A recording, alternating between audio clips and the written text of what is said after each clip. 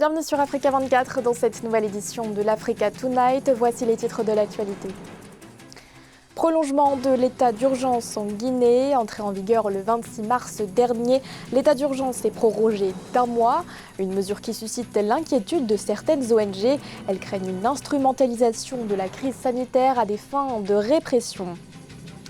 Levée de l'isolement de la capitale nigérienne, Niamey, une décision prise après des violences dans la ville.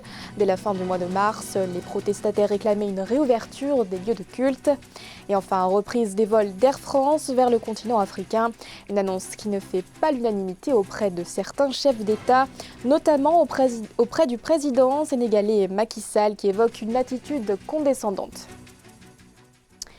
La Guinée prolonge son état d'urgence. Au cours d'un discours à la nation, le président Alpha Condé a prorogé l'état d'urgence sanitaire en vigueur depuis le 26 mars dernier au 15 juin prochain. Si des mesures ont été assouplies comme le couvre-feu nocturne, des défenseurs des droits humains restent en alerte. L'ONG Human Rights Watch notamment craint que le gouvernement instrumentalise la crise sanitaire pour mener une répression envers les opposants à la réforme constitutionnelle. Ashley Duprat et Philomentine. En Guinée, l'état d'urgence a été prolongé. À l'occasion d'une adresse à la nation au soir du vendredi 15 mai, durant laquelle il dressait un état des lieux du pays face à la pandémie de coronavirus, le président Alpha Condé a annoncé le maintien de l'état d'urgence pour une durée d'1 mois. Après consultation des différents acteurs de la riposte contre la maladie à coronavirus, j'ai décidé de nouvelles mesures ci-après. L'état d'urgence est reconduit pour une durée d'1 mois à compter de ce jour. Le couvre-feu passe de 22h à 5h du matin pour la zone de Grand Conakry, Koya et Dubreka. Et il est levé entièrement pour l'intérieur du pays à compter de ce jour. En dehors des lieux autorisés, la mesure relative au rassemblement des personnes à l'intérieur du pays est allégée avec le regroupement passant de 20 à 100 personnes au maximum. À compter de ce jour, un allègement qui intervient seulement quelques jours après des montées de violence à Koya et Dubreka, mais aussi à Kamsar, des localités où 7 morts étaient à déplorer au soir du 12 mai dernier, au cœur des heurts des barrages routiers relatifs à la lutte contre le virus et des coupures d'électricité. Des frustrations à l'égard du confinement qui sont partagées par certains observateurs.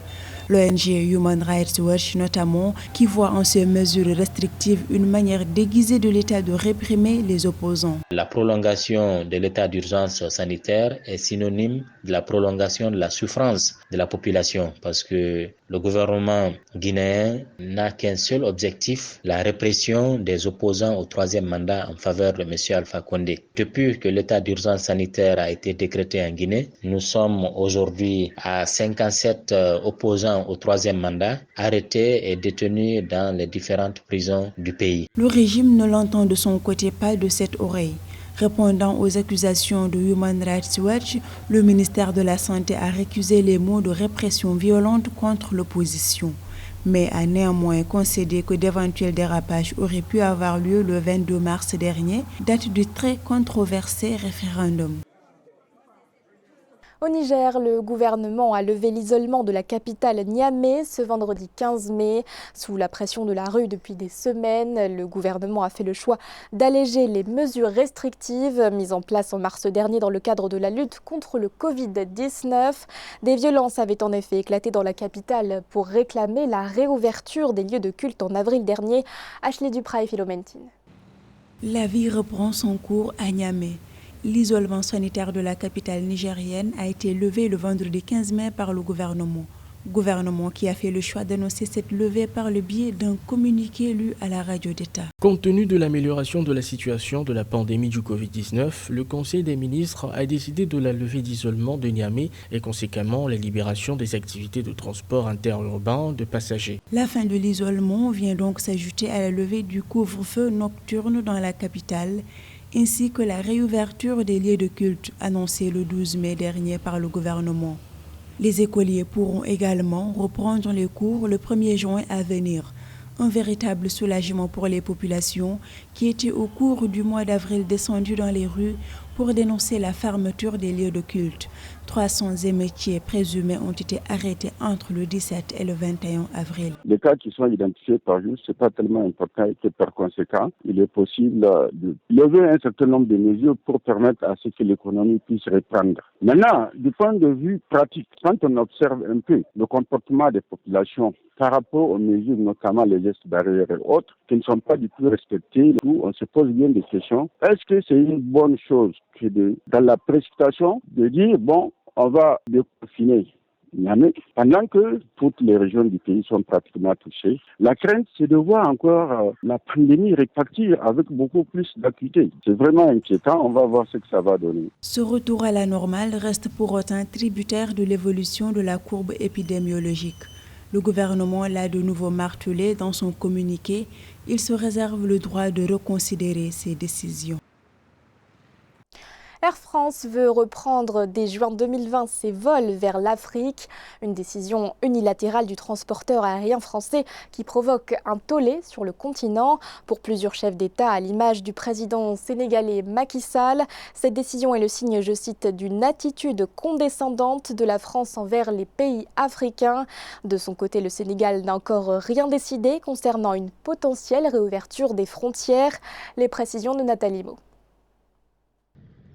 Scandale en Afrique. Alors que la plupart des pays africains n'ont pas encore décidé de la date précise de l'ouverture des frontières et de l'accès à leurs espaces aériens sans les avoir au préalable consultés, la compagnie nationale française Air France a annoncé unilatéralement des dates de reprise de ses vols commerciaux en juin. Une décision unilatérale qui a provoqué la colère du président Macky Sall, qui a jugé le comportement de Air France comme une attitude condescendante de gens qui prennent encore les pays africains pour des colonies. On a préparé pour le monde entier, mais pour l'Europe et en particulier la France, un plan de redémarrage de l'industrie en 3 phases.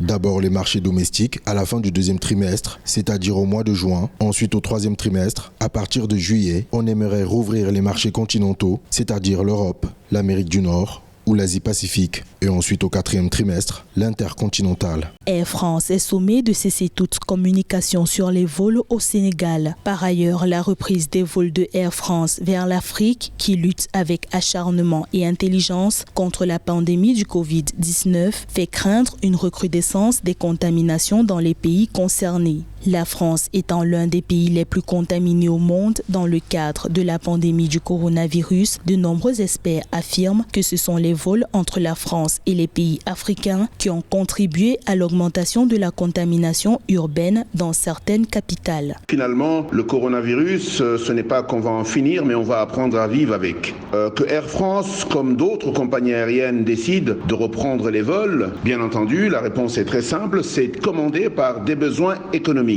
En le faisant, bien entendu, il faudra être en mesure de s'assurer qu'un minimum d'organisation est mis en place pour être en mesure d'éliminer le plus possible les risques de contagion.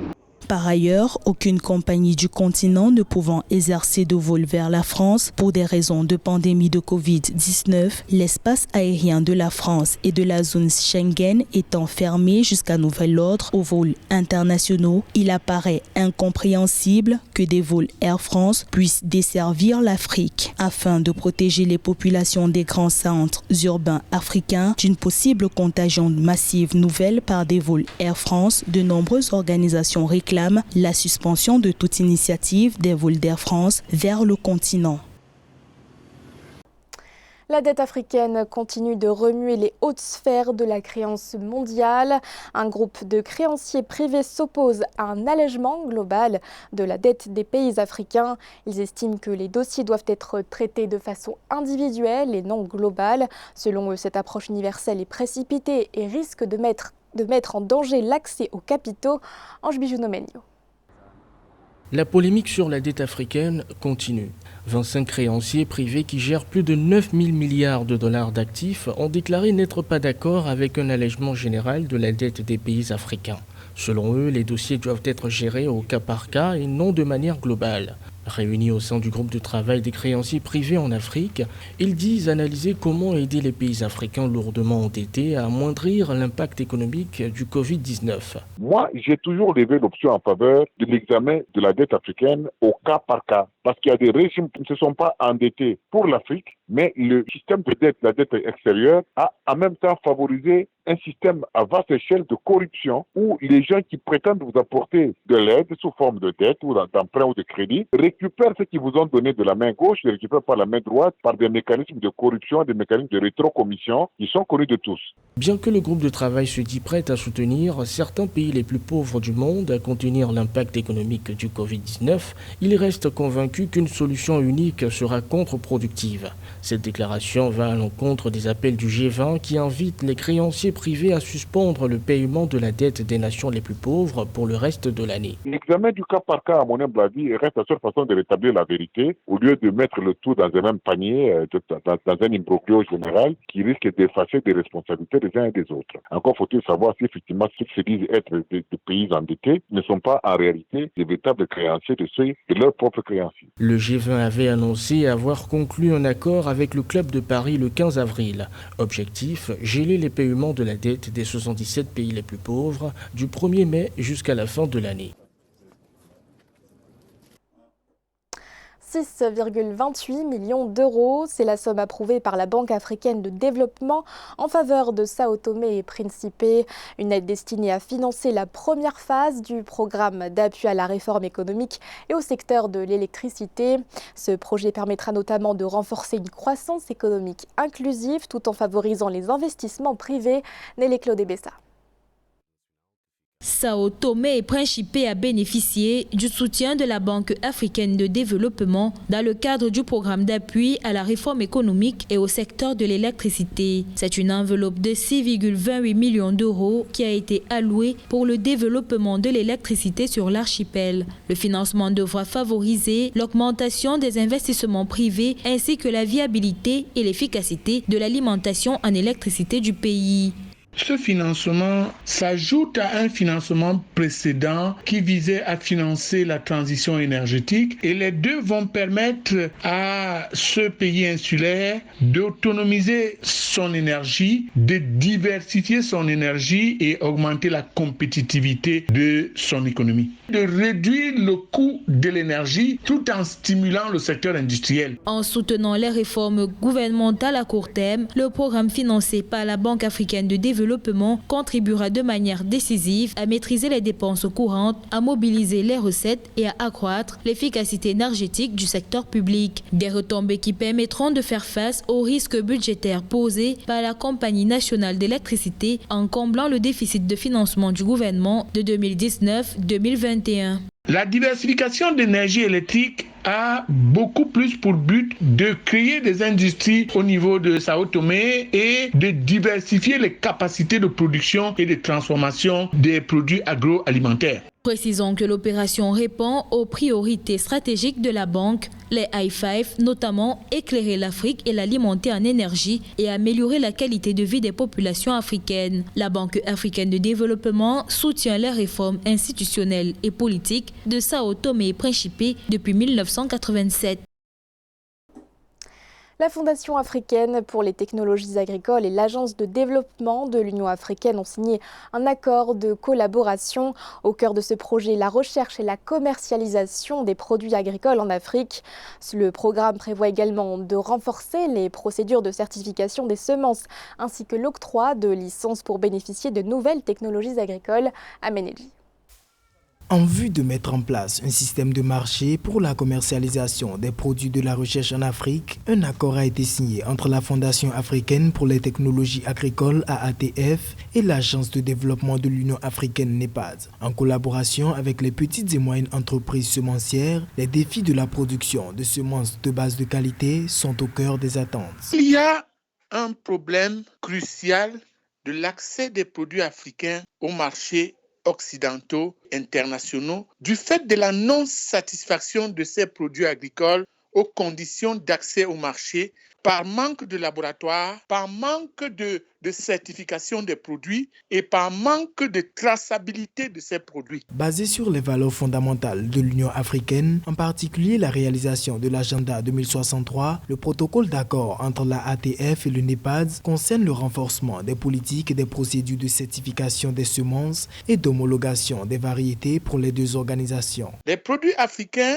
les végétaux africains, les semences venant d'Afrique ont beaucoup de problèmes d'accès à ces marchés et ça rend les produits africains, même s'ils sont bons pour les Africains, invendables. Naturellement, les recettes d'exportation vont être faibles et la pauvreté va continuer à s'implanter dans toute l'Afrique. Il est donc important que les pays africains mettent beaucoup de ressources dans l'ouverture des laboratoires, dans la vulgarisation des procédés. Le protocole d'accord signé assurera l'identification par les deux organisations de projets clés dans les domaines de la coopération agricole en vue d'atteindre efficacement les objectifs visés. Ce journal a été réalisé par l'ensemble de la rédaction. Merci de votre fidélité. L'actualité continue sur Africa 24.